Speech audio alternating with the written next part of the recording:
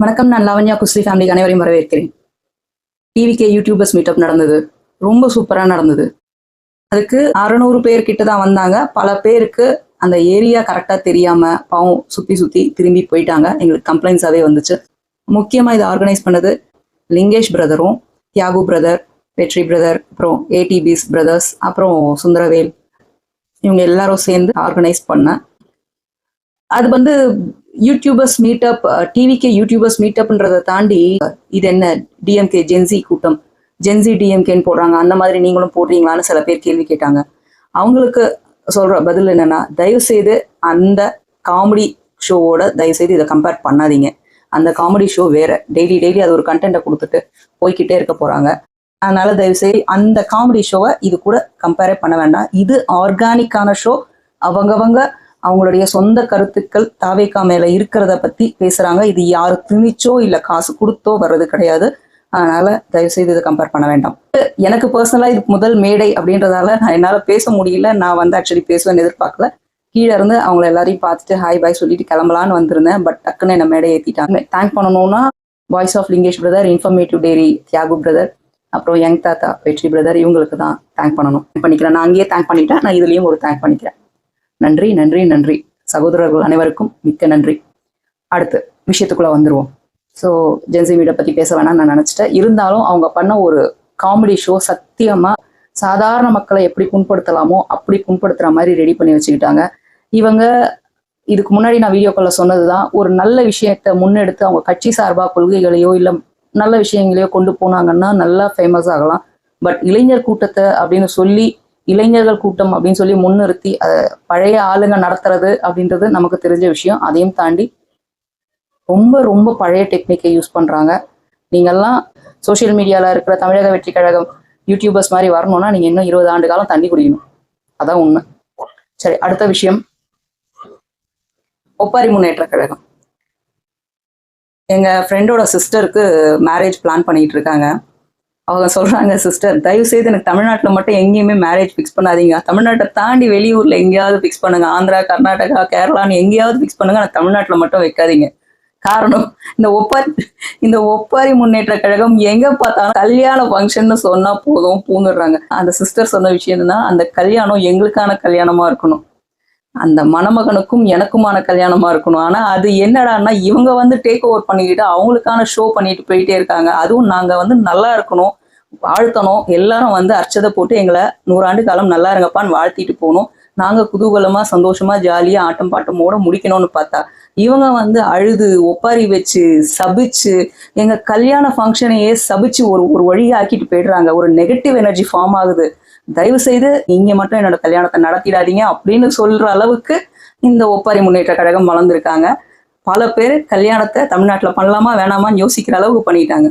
பின்ன என்னங்க, அங்க அந்த 2 ஜீவன்கள் புதுசா ஒரு வாழ்க்கையை ஆரம்பிக்க போறாங்க. நாளை பின்ன 100 ஆண்டு காலம் 16 செல்வங்கள் பெற்று பெருவாழ்வு வாழ்க அப்படின்னு ஆசீர்வதிச்சுட்டு அவங்களுக்கு ஒரு காசு கிஃப்டாவோ இல்லைன்னா ஏதோ வேற ஒரு பொருளாவோ கிஃப்டை கொடுத்துட்டு வரதை விட்டுட்டு அங்க போய் நின்றுட்டு மைக்க பிடிச்சிட்டு இதை பண்ணு, அவன் பாரு 6 மாசத்துல காலி ஆயிடுவான், இவன் கீழே விழுந்துருவான், நான் தான் அப்பா, நான் தான் தாத்தா. ஐயோ பாவம், கதி கலங்கி போயிருக்காங்க. கதி கலங்கி சொல்லக்கூடாது, மதி கலங்கி போயிருக்காங்க. அதான் உண்மை. அப்பா ஒரு பக்கம், பிள்ளை ஒரு பக்கம், பிள்ளை ஒரு பக்கம், அப்பா ஒரு பக்கம். ஏன் அதுக்கு நீங்க சைலண்டா வீட்டுல இருந்துருங்களேன். ஒரு 6 மாசம் ரெஸ்ட் எடுங்க நிம்மதியா. பெஸ்ட் அட்வைஸ், 6 மாசம் நிம்மதியா டாக்டர் கிட்ட கேட்டுட்டு ரெஸ்ட் எடுங்க, நல்லா சாப்பிடுங்க, தூங்குங்க, நீங்க ரெக்கவர் ஆயிடுவீங்க. இல்ல இப்படித்தான் ஒரு கல்யாணமா போயிட்டு நாங்க ஒப்பாரி வைப்போம்னா முத்தி போயிடும், ரொம்ப கஷ்டம். அப்புறம் காப்பாத்துறத பார்த்துக்கோங்க. அடுத்து அமைச்சர் சரத் அவர்களின் அந்த வீடியோ, இது வந்து பழைய விஷயம்தான். ஆனா இதை ஏன் இப்ப நான் பேசுறேன்னா, இந்த போராட்டம்னு ஒண்ணு முன்னிறுத்தி இன்னைக்கு பண்ணாங்க பாத்தீங்களா, இந்த திங்கட்கிழமை போராட்டம்னு ஒண்ணு பண்ணாங்க பாத்தீங்களா டிஎம்கே சார்பில், அந்த காமெடிக்காகத்தான் இந்த விஷயத்த சொல்ல விரும்புறேன். அந்த விஷயம் உண்மையா பொய்யான்றத தமிழக வெற்றி கழகம் உள்ள தலைவர் விஜய் அவர்கள், முதலமைச்சர் விஜய் அவர்கள் ஆராய்ச்சி பார்த்துட்டு இருக்காங்க. உளவுத்துறை வச்சு அதை ஃபுல்லாவே செக் பண்ணிட்டு இருக்காங்க. உண்மைகள் கண்டறியும் பட்சத்தில் அது அவர்கிட்ட இருந்த சில இன்ஃபர்மேஷன் கேட்பாங்க. அவர் என்ன சொல்றாரு எல்லாத்தையும் பார்த்துட்டு அதுக்கேற்ற மாதிரி ஸ்டெப் எடுப்பாங்க, ஆக்ஷன் எடுப்பேன்னு சொல்லியாச்சு. அது உள்ள டிஸ்கஷன் போயிட்டு இருக்கு. சரி, அவர் அமைச்சர் பதவியேற்று 1 மாசம் ஆகுது. 1 மாசம் 20 நாள் வச்சுக்கோங்களேன், 1 மாசம் ஆகுது.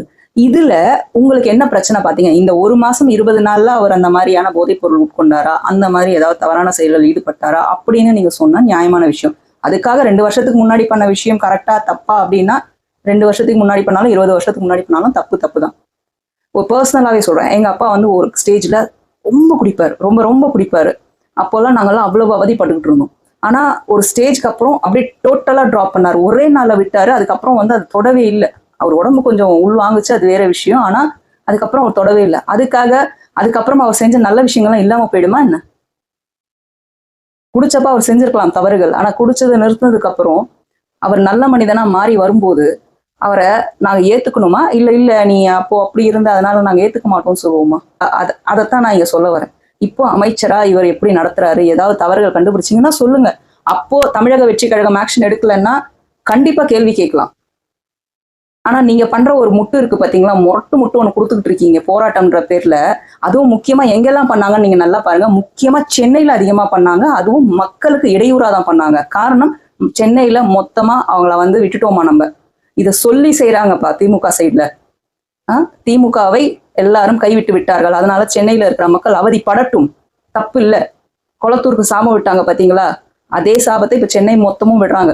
சென்னையில இருக்கிற மொத்த மக்களுக்கும் சொல்றாங்க அவதிப்படட்டும், நாங்க இப்படிதான் இடையூறு பண்ணுவோம்னு செய்யறாங்க. அப்புறம் ஏன் அப்போ அவங்க போராட்டம் பண்றதுல என்ன தப்பு? அதை ஏன் வந்து ஒடுக்கணும் தமிழக அரசு அப்படின்னா, எஸ்ஓபின்னு இவங்க தானே ஒண்ணு கொண்டு வந்தாங்க. நம்ம பிரச்சாரம் பண்ற நேரத்துல தமிழக வெற்றி கழகம் சார்பில் ஒரு எஸ்ஓபின்னு ஒண்ணு போட்டு நம்மள 15 நாள் 20 நாள் எத்தனை நாள் அலக்கழிச்சாங்க. இது பெர்மிஷன் இல்ல, இதை மாத்திட்டு வாங்க, அதை பண்ணிட்டு வாங்கன்னு சொன்னாங்கல்ல. அப்படிப்பட்டவங்க இப்போ வந்து எஸ்ஓபிக்கு இன்னும் பெர்மிஷன் கொடுக்காம நீங்க பாட்டு எல்லா இடத்துலயும் போய் ஸ்டேஜ் போட்டுட்டு ஸ்பீக்கர் போட்டுட்டு சேரை போட்டுக்கிட்டா தூக்காம என்ன செய்வாங்க? தலைவர் முதலமைச்சர் விஜய் அவர்கள் அவர் அரசியலுக்கு வந்த அப்புறம், தமிழக முதல்வரா பதவி ஏற்றதுக்கு அப்புறம் திரு விஜய் அவர்கள் அவர் செய்யற விஷயங்கள் ஒவ்வொன்றும் சட்டப்படி நீ கரெக்டா செய்யறியா செய். எதிர்கட்சின்ற பேர்ல எதிர்த்து பேசுறது மட்டும் எதிர்கட்சி கிடையாதுன்னு அவர் ஆல்ரெடி சொல்லிட்டாரு. ஸோ எதையாவது நல்ல விஷயங்களை முன்னெடுத்து பண்ணுங்க, கண்டிப்பா அது காது கொடுத்து கேட்பாரு. அது சட்டசபையிலேயே அவர் சொல்லிட்டாரு. ஆனா நீங்க பண்ற ஒரு பைசா பிரயோஜனம் இல்லாத அந்த போராட்டம் எதுக்கு? இன்னும் நிறைய நல்ல விஷயங்களுக்கு போராட்டம் பண்ணீங்கன்னா கூட என்னவோ போராட்டம் பண்றாங்க, அது என்னன்னு பாருங்க முதலமைச்சர் விஜய் அவர்கள் முன்னாடி வந்து சொல்வார். ஆனா நீங்க பண்றது பைசா பிரயோஜனம் இல்லாதது. அதனால தூக்கி அப்படியே மொத்தமா குண்டோட தூக்கிட்டு போய் ஒரு இடத்துல உட்கார வைக்கிறாங்க. அதுக்கு வந்து இந்த மேயரம்மா சேகர் பாபு இன்டர்வியூ கொடுத்தாங்க. மேயரம்மா சொல்றாங்க 6 மணிக்கு மேல வச்சுக்க கூடாது, 6 மணிக்கு மேல மக்களை விட்டுறணும், ரிலீஸ் பண்ணணும், அதுவும் முக்கியமா பெண்களை வச்சுக்க கூடாது. ஆனா இங்க 6:45 இன்னும் விடல, சரியான கழிப்பறை வசதி கிடையாது. கொஞ்சம் அப்படியே ரீவைண்ட் பண்ணி பாருங்க. நீங்க பண்ண ஒரு வேலை, துப்புரவு பணியாளர்கள் எத்தனை நாட்கள் அந்த ரிப்பன் பில்டிங் முன்னாடி உட்காந்து ப்ரொடெஸ்ட் பண்ணாங்க. அவங்களுக்கு ரிப்பன் பில்டிங் உள்ள பாத்ரூம் போகக்கூடாதுன்னு லாக் பண்ணி வச்ச ஆளுங்க தானே நீங்க. மனசாட்சி இருக்கா? கர்மா இஸ் அ பூமராங், ஞாபகம் வச்சுக்கோங்க, திருப்பி அடிக்கும். ஒரு 3/4 மணி நேரத்துக்கு உங்களால பொறுக்க முடியல, 100 நாள் அவங்கள அலக்கழிச்சிங்களே. எவ்வளவு பிரச்சனைகள் அவங்க ஃபேஸ் பண்ணாங்க. அவங்க மாதவிடாய் பிரச்சனையா இருக்கட்டும், மற்ற பர்சனல் பிரச்சனையா இருக்கட்டும், பெண்கள் அவ்வளவு ஃபேஸ் பண்ணாங்க. காது கொடுத்து கேட்கல. அவதிப்படுங்க, தப்பு இல்லை. ஏன்னா ஒரு நமக்குள்ள ஒரு பிரச்சனைனா ஒரு கசப்பான மருந்து கொடுத்தாதான் அது தெளிவாகும். அதனால இதெல்லாம் சின்ன கசப்பான மருந்து, பரவாயில்ல எடுத்துக்கிட்டோம், தெளிவாயிடுவாங்க. சரி, இவங்கெல்லாம் இந்த போராட்டத்தை எதை மறைக்க பண்ணாங்கன்னு யோசிக்கிறீங்களா? இவங்களுக்கு போராட்டம் பண்ண காரணம் இந்த அமைச்சர் சரத் அவர்கள் மட்டும்தானா? நிச்சயமா கிடையாது. இதுக்கு பின்னாடி ரொம்ப மிகப்பெரிய காரணம் இருக்கு. அது என்னன்னு தெரிஞ்சதுன்னா இதுக்கப்புறம் எந்த போராட்டம் பண்ணாங்கன்னாலும் நம்ம மக்களை கேள்வி கேட்பாங்க. இவங்களை பொறுத்த வரைக்கும் இந்த ஒன்றும் இல்லாத போராட்டத்தை முன்னிறுத்தினதுக்கு காரணம் இவங்களுக்கு பின்னாடி பல விஷயங்கள் இப்ப தமிழக அரசு வந்து செஞ்சுட்டு இருக்காங்க. தமிழக அரசு பல ஊழல்களை வெளியே கொண்டு வந்துகிட்டே இருக்காங்க. இப்ப ரீசெண்டா எத்தனை பேருக்கு தெரியும்? அரசு மருத்துவர்கள் 1420 பேர் மிஸ்ஸிங் இந்த சென்ஸ் அவங்க வந்து பயிற்சி எடுத்துட்டு அரசு மருத்துவமனைகள்ல பணியாற்றாம அப்ஸ்காண்ட் ஆயிட்டாங்க. இந்த விஷயம் எத்தனை பேருக்கு தெரியும்? அறப்போர் இயக்கம் இதை வெளியே கொண்டு வந்தாங்க. இதுக்கு வந்து நம்ம தமிழக வெற்றி கழகம் என்ன பண்ணாங்க, நம்ம தமிழக அரசு என்ன பண்றாங்க, இப்போ எல்லார் பேரையும் லிஸ்டையும் எடுத்து விட்டுக்கிட்டே இருக்காங்க. கொஞ்சம் கொஞ்சமா ஒரு 740 கிட்ட எடுத்து போட்டாங்க. இன்னும் பேலன்ஸ் இருக்கு, அவங்களும் எடுத்து கொடுத்துடுறோங்க அப்படின்னு சொல்லியிருக்காங்க. வெரிஃபை பண்ணிட்டு அவங்க நேம் லிஸ்டையும் வெளியே விடுறோம் அப்படின்னு சொல்லியிருக்காங்க. அறப்போர் இயக்கம் வந்து முடிஞ்சா போட்டோவோட விடுங்க, அப்பதான் மக்களுக்கு தெளிவா இருக்கும். ஏன்னா அரசு மருத்துவமனைகள்ல இவங்க ட்ரைனிங் எடுத்துக்கிட்டு, அங்க மெடிக்கல் கல்லூரி அரசு மருத்துவ கல்லூரிகள்ல ட்ரைனிங் எடுத்துக்கிட்டு, அவங்க கிட்ட ஸ்டைஃபன் வாங்கிட்டு அதுக்கான காசு, அவங்க படிக்கிறதுக்கும் காசு வந்து அரசு செலவு பண்ணிட்டு இருக்கோம் தமிழக அரசு. இதெல்லாம் பண்ணிட்டு கிட்டத்தட்ட எல்லாம் நம்ம காசு, அதாவது மக்களோட வரி பணம், இதெல்லாம் மக்களோட காசுல இதெல்லாம் சாப்பிட்டுட்டு செஞ்சுட்டு கடைசியில் அங்கேருந்து அப்கான் ஆயிடுறாங்க. காரணம் என்னன்னா, ஒன்று தனியாக போய் கிளினிக் வச்சுப்பாங்க, இல்லைன்னா வெளியூர் ஃபாரின் போயிடுவாங்க. ஏன்னா நமக்கு சர்வ் பண்றதுக்கு அவங்களுக்கு கஷ்டம். நல்ல நிபுணர்களை நம்ம அரசு மருத்துவமனைகள் தயார் பண்ணி கொடுத்தா அந்த நிபுணர்கள் எல்லாம் அழகா அப்கான் ஆகி வெளியே போய் கை நிறைய சம்பாதிச்சுட்டு அவங்க குடும்பம் அவங்க பின்னாடி இப்போ ஒரு கட்சி பண்ணிட்டு இருக்காங்க இல்லையா, அந்த மாதிரி அவங்க பின்னாடி சந்ததிகளுக்காக வேலை செய்ய ஆரம்பிச்சுட்டாங்க. அரசு மருத்துவமனைக்கு டாட்டா கட்டிட்டு போயிடுறது. இது எங்க இருந்து ஆரம்பிச்சு கிட்டத்தட்ட 10-15 வருடங்கள் நீடிச்சுக்கிட்டு இருக்கு. இதுக்கு முக்கியமா பொறுப்பேற்க வேண்டியது இதுக்கு முன்னாடி சுகாதாரத்துறை அமைச்சர்கள் விஜயபாஸ்கர் அவர்களும் அப்புறம் மா சுப்பிரமணியம் அவர்களும். ஆனா இவங்க கரெக்டான இன்ஸ்பெக்ஷன் பண்ணவே இல்லைன்றது இதுல இருந்து நல்லாவே தெரியுது. ப்ராப்பரான இன்ஸ்பெக்ஷன் பண்ணியிருந்தாங்க, வருஷம் இல்ல 6 மாசத்துக்கு ஒரு வாட்டி இன்ஸ்பெக்ஷன் பண்ணியிருந்தாங்கன்னா இந்த பிரச்சனை வந்தே இருக்காது. இதுக்கு மேல தமிழக அரசு இது பிடிப்பாங்கன்னு தெரியும். இதுக்கப்புறம் அரசு மருத்துவர்கள் யாரும் எஸ்கேப் ஆக முடியாது. ஆனா இதுக்கு முன்னாடி இருக்கவங்க எல்லாம் லிஸ்ட் எடுத்தே ஆகணும். இதுக்கு முன்னாடி இருக்கவங்களெல்லாம் கொண்டு வந்தே ஆகணும். இல்லைன்னா அட்லீஸ்ட் அந்த பணத்தை ரெக்கவர் பண்ண பார்க்கணும். அது மக்களோட வரி பணம், விட்டுறக்கூடாது. அடுத்து இன்னொரு விஷயம் பார்த்தீங்கன்னா, ஏவா வேலு அவர்களுடைய ரைடு. ரொம்ப ரீசன்ட் நியூஸ் பார்த்தீங்கன்னா நிறைய பல கோடிகள்ல ஊழல்னு தெரிய வந்திருக்கு. அடுத்து அன்பில் மகேஷ் அவர்கள் மேல ஒரு 100 கோடியில ஒரு ஊழல். அடுத்து சேகர் பாபு ஐயா மேல ரெடி ஆயிட்டு இருக்கு வழக்கு. மேயர் பிரியாக்கா மேலேயும் ரெடி ஆயிட்டு இருக்கு. இந்த மாதிரி ஒருத்தர் மேல ரெடி ஆயிட்டே இருக்கிறதால எல்லாரும் இது எல்லாத்தையும் மறைச்சிடணும், திமுகவுடைய அப்படியே அவங்களுடைய ஊழல் எல்லாம் வெளியே பட்டவர்த்தமா வெளியே வந்துருன்ற காரணத்துக்காக தான் இந்த மாதிரியான போராட்டங்கள் முன்னிறுத்துறது. மக்கள் என்ன முட்டாளா இது புரியாத அளவுக்கு. அடுத்து வைகோ அவர்களின் பிரஸ் மீட் எத்தனை பேர் பார்த்திருப்போம்? அடி தெரி தூள் அப்படின்ற மாதிரி இருந்தது. வச்சு வெளுத்து விட்டார் அங்க ஒரு நிருபரை.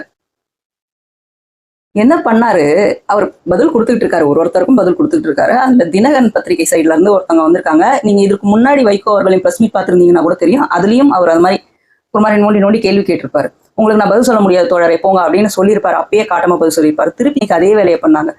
இவர் தமிழக வெற்றி கழக அரசுக்கு சார்பா பேசுறாருன்ட்டு தினகரன் சைட்ல இருந்து ஒரு நிருபர் கேள்வி கேட்டுட்டே இருந்தாரு. செம்ம டென்ஷன். யாருங்க நீங்க, எந்த பத்திரிகை சொல்லுங்க. அவருக்கு தெரியும், தெரிஞ்சுட்டே தான் வேணும்னு தான் கேட்டாரு. எந்த பத்திரிகை சொல்லுங்க. மஞ்ச பத்திரிகையான்ட்டாரு டப்புன்னு. அச்சச்சோ, நான் யாரையும் யோசிச்சேன் டக்குன்னு. அந்த மீசக்கார தாத்தா ஒருத்தர் பேசுவாரு டிஎம்கே சைட்ல இருந்து, செம்ம மூட்டு கொடுப்பாரு, அழாத குறையா கூட வீடியோ போட்டாரு.